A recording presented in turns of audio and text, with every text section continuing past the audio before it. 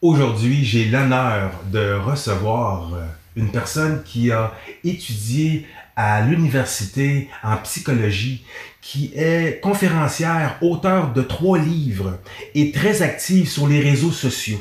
Survivante d'un culte clandestin au Québec, elle apporte aujourd'hui le flambeau et désire apporter des solutions afin d'aider les gens à reprendre en main leur pouvoir. Et j'ai avec moi Myriam Kaiser.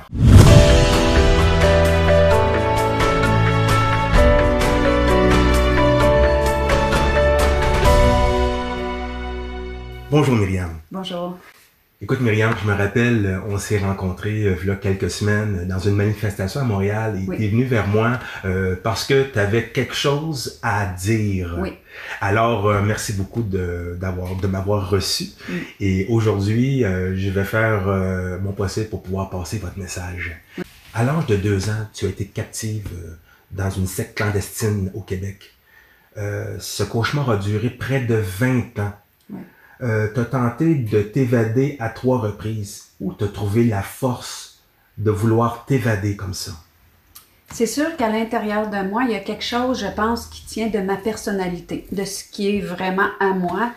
Quelque chose que j'ai pas choisi, qui était vraiment ce style de personnalité qu'on n'arrive pas à casser. OK? Donc déjà ça. Puis c'est sûr que moi, malgré toutes les difficultés que je vivais, on dirait que j'observais que j'étais comme un phénix qui renaissait tout le temps de ses cendres. Donc, il y avait quelque chose chez moi que quand je pensais que j'étais pour mourir psychologiquement, émotionnellement, spirituellement, peu importe, il y avait quelque chose qui se redressait tout le temps de soi-même. J'ai vite constaté que la vérité doit aller de pair avec la paix. Et le tumulte ambiant dans lequel j'étais, le tumulte intérieur qui était grandissant, ça m'a sonné une cloche. Mais c'est sûr que dans l'enfance, c'était pas nommé comme ça. Aujourd'hui, tu sais, je décortique comment que les choses se sont passées, puis je vois qu'il y avait quelque chose en dedans de moi qui voulait pas mourir, mais aussi qui cherchait une vérité et qui était consciente que cette vérité-là devait être paisible. Dans cette secte, vous étiez coupé du monde extérieur. Quel effet que ça a sur un enfant, sur un jeune adolescent, un adulte même? Quel effet que ça a l'isolement comme ça à long terme? Donc la première chose qui arrive, c'est que quand on isole quelqu'un, on va le couper de tout ce qui pourrait le nourrir. Donc tout ce qui peut nourrir autre que le discours interne. Donc que ce soit d'un gourou, de quelqu'un qui se met en position d'autorité, il y a un discours répétitif. Et le discours, c'est ce qu'on entend qui vient de l'extérieur, qui alimente nos réflexions, qui alimente notre jugement critique et notre liberté, veut pas. Donc, quand mettons, dans une secte, on est isolé, on est coupé de notre famille, on est coupé des gens qu'on aime, bien, c'est sûr qu'on devient seul devant le totalitaire, devant la personne qui est le gourou, qui fait figure de dictateur, si on veut. Quand tu es dans une secte, que c'est fermé, tu es non seulement vulnérable, mais tu es face à la possibilité de n'importe quel crime. Puis quand on parle de crime, on parle de briser ta volonté, de briser ton jugement. On parle de briser ta colonne, de briser tes référents. Donc, et ça, c'est quand il n'y a pas de violence physique. C'est quasiment comme une prison dans la tête. C'est une prison dans la tête, mais c'est quelque chose qui se fait... Quand on regarde les sectes, on voit ça comme c'est difficile de faire ça, mais c'est très, très, très facile. Donc, les isolements font que les gens ne nous nourrissent plus, mais on ne peut plus donner nos incertitudes, on peut plus montrer aux autres nos réflexions, on n'est plus validé ou invalidé. Mais dans le dialogue, même dans les arguments qui prennent des fois un peu de couleur, là, il y a quand même une nourriture dans ce tango-là avec l'autre. Comment tu as vécu le confinement? Mais c'est sûr que moi, j'arrivais d'Europe. J'étais en tournée en Europe quand il a fallu que je rentre en catastrophe et tout et tout. Donc quand je suis arrivée, j'avais pas écouté les médias, les merdias, comme dirait notre ami, depuis 2 mois. Donc, j'étais pas à jour dans ce qui se passait. Puis, donc, j'ai pas pris ça si pire que le mouvement de panique. Mais vous étiez à quel endroit à ce moment-là? Vous étiez... J'étais en France. Vous étiez en France? J'avais fait France, Belgique. Je revenais en France, puis je passais en Suisse. Et j'étais sur le bord d'entrer en Suisse. Quand c'est arrivé, les frontières de la Suisse sont fermées. Donc, j'étais en tournée là, pour mes ouvrages. Et donc, je suis rentrée. J'ai vécu le confinement comme une pause, comme une retraite, comme un moment où j'avais du temps, finalement. Mais où est-ce que les choses ont commencé à changer, c'est j'ai marché une route, comme on disait tout à l'heure, hein, pendant 20 ans, et il y a des indices qui se sont mis à s'allumer, mais un après les autres, et ils se superposaient tellement à l'expérience que j'avais. Puis comme je suis sortie de la victime, puis que je suis dans l'adulte qui est vertical, mais qui observe, j'ai vu les critères. Il y a des incohérences qui se sont mises à s'accumuler. Tu sais, en plus de la peur, la demande de dénonciation, ça fait aucun sens. Tu sais, on nous montrait qu'il y aurait des punitions. Et là, je me suis mis à écouter le discours attentivement et les incohérences, c'est comme si ça faisait vraiment un outrage à mon intelligence. Dès que je passais quelques journées sans écouter les médias, je retrouvais un calme que j'avais pas.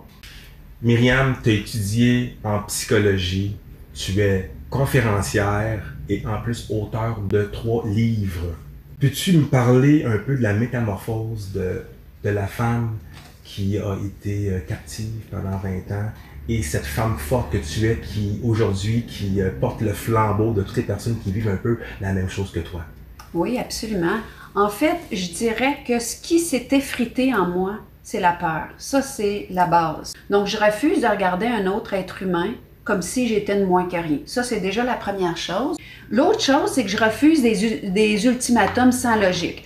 Je me rends compte quand j'écoute comme faut les médias présentement, il y a énormément de longues phrases avec des mots qui sont pas communs pour tout le monde ou qui sont complètement vides de sens, qui sont tous mis bout à bout.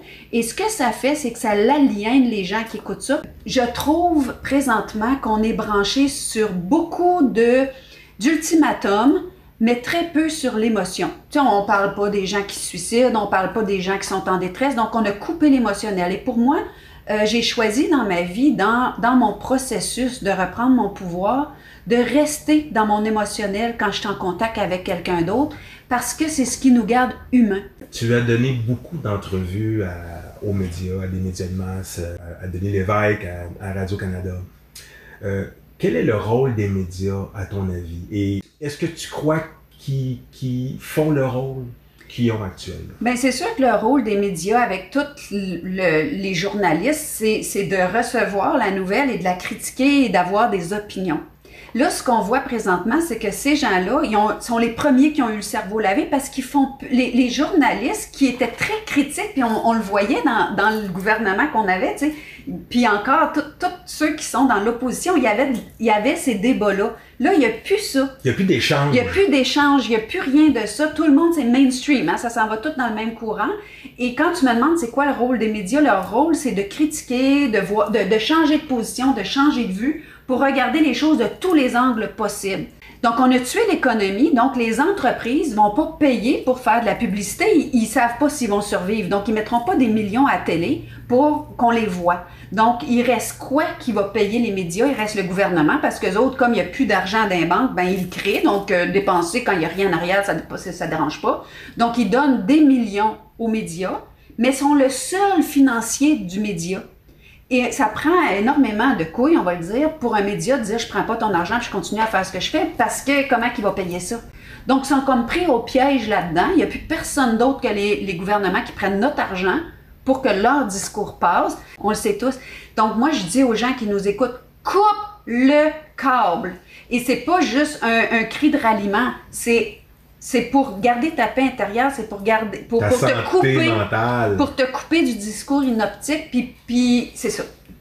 Un peu plus tôt, on parlait des sectes.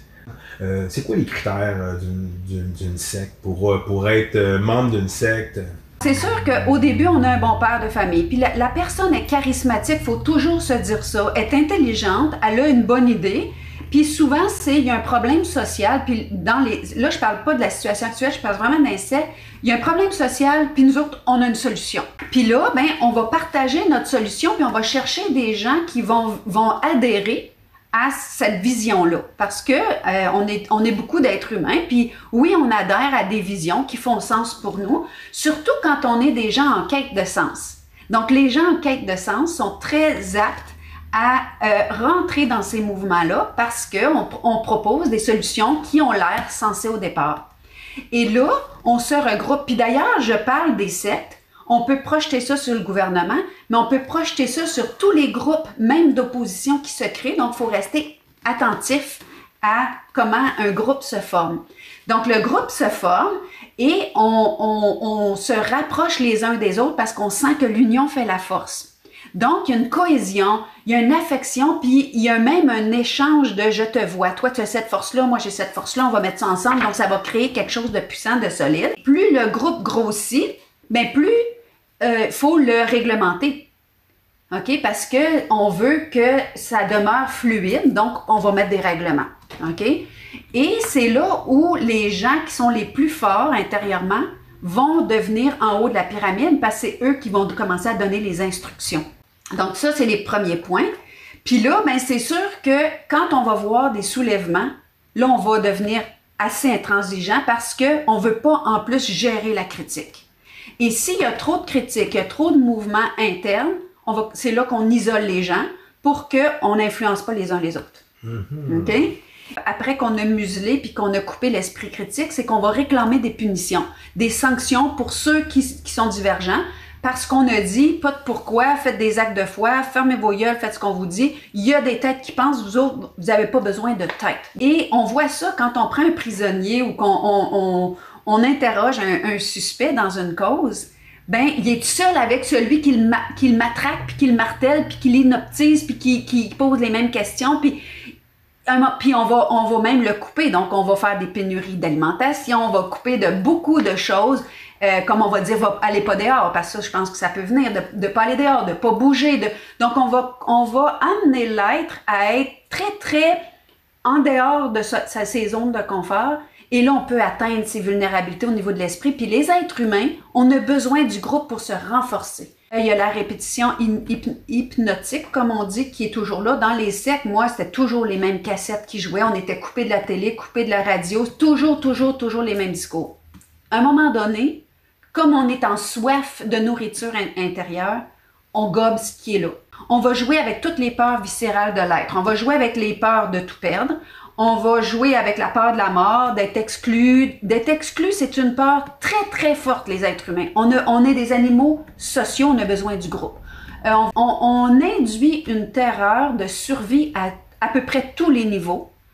Et les gens les plus sensibles, souvent, ils vont craquer psychologiquement. Depuis combien de temps que tu es mobilisé face au COVID? Qu'est-ce qui t'a motivé à te lever? Bien, comme je disais, c'est le déjà-vu. L'autre chose que je vois qui m'a vraiment... Moi, j'ai fait une crise, là, si vous regardez sur mes réseaux, j'ai fait une énorme crise quand j'ai vu qu'on isolait les personnes âgées de leur famille, qu'on les laissait mourir toutes seules.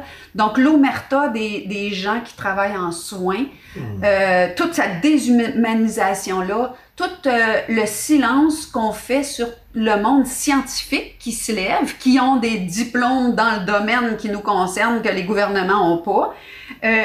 L'autre chose qui me perturbe tellement profondément que j'ai même pas été capable de parler, je sais que je vais être trop émotive, c'est ce qu'on fait aux enfants. Moi, j'ai été un enfant qui a été rasé, qui a été voilé, qui a été muselé, et la lumière rouge, écoute, la chose la pire qu'on est en train de faire, c'est de leur enlever leur joie. Quand il n'y aura plus de joie, il va rester la peur. C'est un crime contre l'humanité. Et voilà. Parce que le développement de l'enfant, c'est comme sur une chaîne de montage, puis il y a des choses qui se récupèrent pas.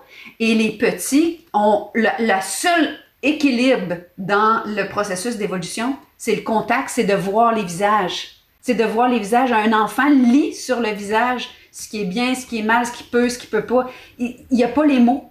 Il y a juste ses sentis. Et là, on coupe le senti. On enlève le visuel, on enlève la proximité. Comment qu'on fait pour passer de victime à une personne qui est en plein contrôle de sa force intérieure? C'est sûr qu'on doit vraiment apprendre à développer cette autorité intérieure-là. Et ça se fait. C'est sûr que, bon, moi, je donne des formations là-dessus, mais les premières choses, c'est d'avoir confiance. Il y a une crédibilité intérieure. Donc, quand j'ai un senti, je le crois, mon senti. Quand j'ai une vision, je la crois, mes visions. Mon jugement, je le crois. Parce qu'on a été, puis ça fait longtemps, là, dans les on a été formés pour ne pas se fier à soi. Donc, on était jeunes, puis on disait, ben voyons, pense pas de même, ou dis pas ça, ou non, arrête de t'écouter. Donc, on nous a distancés de cette certitude, de cette rectitude qu'on porte tous intérieurement.